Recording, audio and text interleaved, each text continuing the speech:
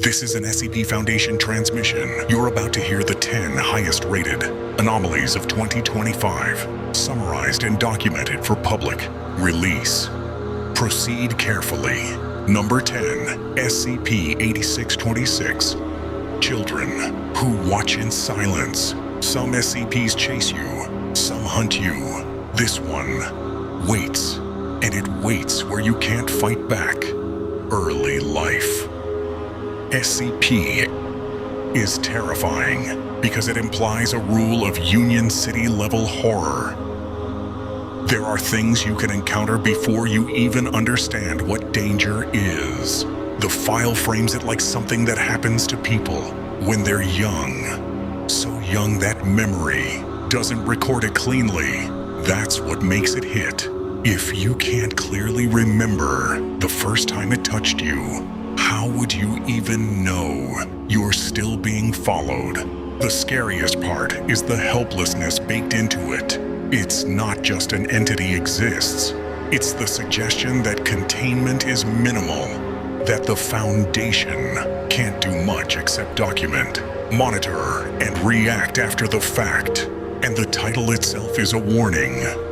Children who watch in silence, not screaming, not running, just watching. That's the horror, not violence, presence, something close enough to be seen and quiet enough to be ignored until it's too late. Number 9, SCP-7543. This house centipede is a home centipede. This story proves something important. The scariest SCPs don't always look scary. Sometimes they look like a joke, until the joke crawls into your brain. SCP-7543 centers on an anomalous house centipede that, in the file's tone, is not properly contained. That's already unsettling because the Foundation usually speaks with confidence. Here, it feels like we're dealing with it, like a problem that's slipping through fingers. What makes it creepy is the mismatch. A tiny domestic bug becomes the focus of a containment narrative, and you start realizing the implication. If the Foundation is writing paperwork about this, it means it's either more dangerous than it seems, or it's a symptom of something bigger. And that's where the dread comes from. The concept of something small that lives in the cracks of normal life. Not in a bunker, not in a deep site vault, in the walls, in the floor, in the home. It becomes a can't unsee it SCP. You read it, and the next time you see any bug in your house, your brain whispers, what if it's not just a bug? Number 8, SCP-8281. Transformations. SCP-8281 is pure nightmare fuel because it attacks the one thing you rely on to feel real. Your body staying your body. The premise is simple and brutal. Anything that touches SCP-8281 is transformed into something else. Fast. We're talking seconds, not gradual, not reversible. It's the kind of horror that doesn't give you time to bargain. The transformations are described as arbitrary, but often related to the subject in some way, which is worse than randomness. Random means chaos.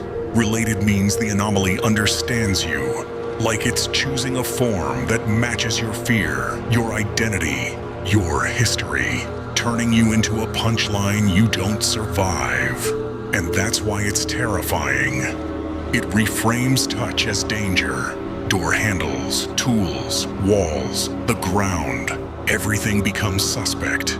This is the SCP that makes you imagine the moment after contact. Your thoughts still running while your shape changes into something that can't hold those thoughts anymore. It's body horror done the most effective way. Clean, fast, and inevitable. Number 7, SCP-8221, Soulless. Music and the end of the human epoch. This one isn't just scary, it's existential. SCP-8221 feels Like the Foundation accidentally discovering the end of human as a category, the core idea is horrifying. The world's population keeps growing, but the number of human souls doesn't match. The implication is that billions of people might be living without something essential, without whatever makes a person. That's already chilling, but the title adds the knife twist. Soulless music. Because music is one of the most human things we do. The idea that something is producing culture without soul. Mass output, mass participation, empty inside, turns reality into a haunted factory. It's horror through statistics, through paperwork, through the moment someone in tactical theology looks at the data and realizes we are surrounded by bodies that might not contain anyone. Not possessed, not replaced, just missing. And the scariest question becomes, how would you even tell if someone you love is soulless? Do they know? Do you? Or is the world already full of perfect imitations? Number 6. SCP-85557. Again, Narcissus. SCP-8557 is terrifying because it's gentle, and in horror, gentle can be the sharpest blade. This SCP is described as unconditionally caring, engaging with people, validating their emotions, understanding grief and fear. On paper, that sounds like therapy. In practice, it sounds like an anomaly that can crawl into the softest parts of you and speak in the exact tone you've always needed to hear. That's the dread. It's not hunting your body. It's hunting your attachment. Because if something can comfort you perfectly, it can also shape you. It can convince you. It can isolate you. It can become your preferred reality. And when people prefer the anomaly to real life, containment becomes impossible.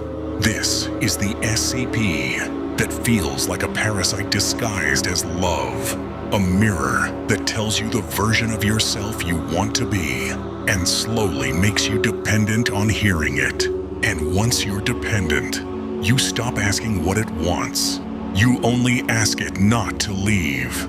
Number 5. SCP-8755.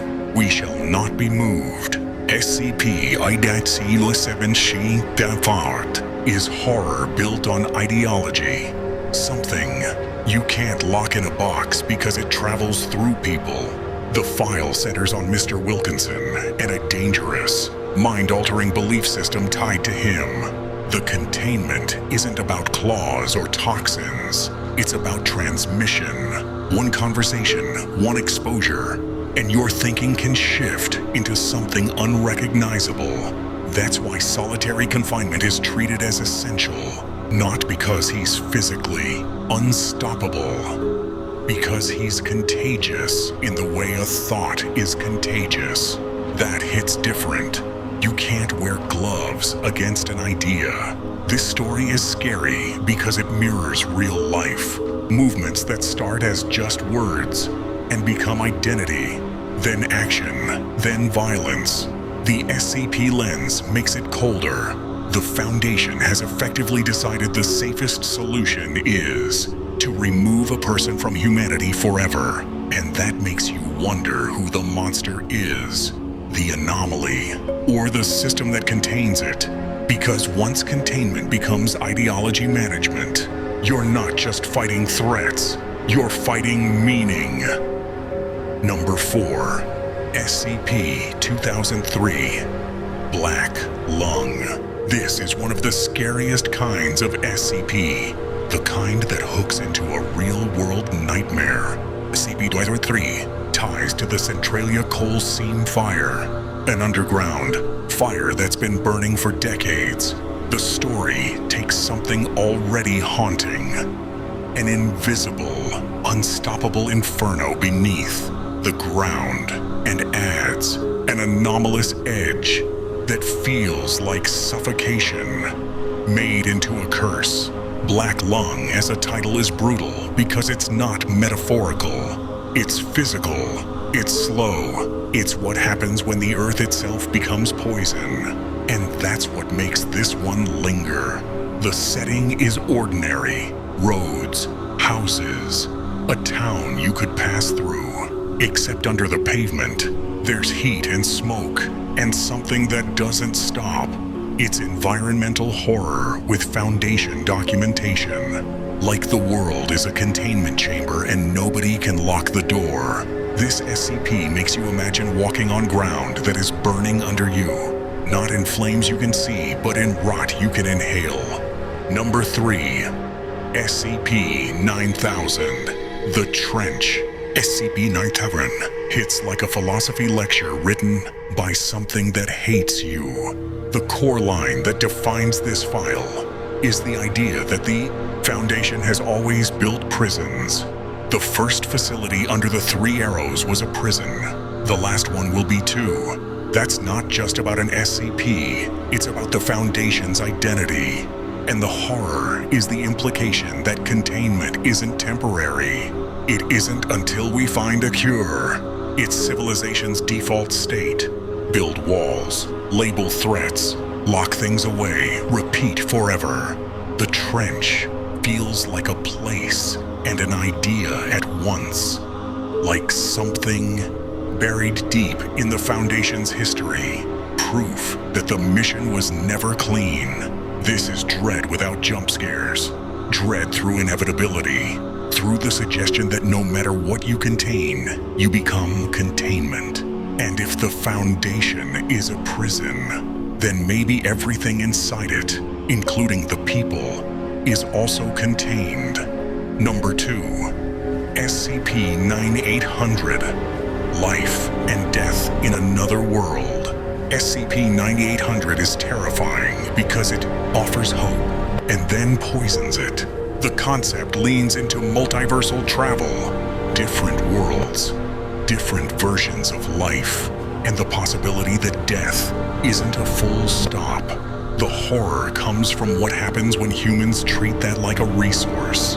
If you can step into another universe, what does escape mean?